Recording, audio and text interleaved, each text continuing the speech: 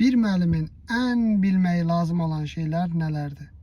Bir müəllimin ən bilməyi lazım olan şeylərdən ən əvvəl, ən birinci sinifin idarə olunması gəlir.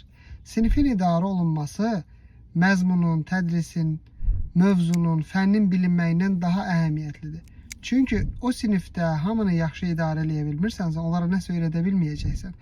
Ümumiyyətlə müəllimlik desəniz ki, hansıdır? Sinifin idarə olunmasıdırmı, yoxsa fənni bilməkdirmi? Mən düşünürəm ki, mən deyərdim ki, sinifi idarə eləmək daha çox müəllimlikdir, nəinki fənni bilmək. Çünki bəzən elə mövzularla işləyirik ki, bəzən elə uşaqlarla, elə yaşlarla işləyirik ki, mövzunu bilmək çox asan məsələdir. Yəni mövzunu bilmək 2x2-dir.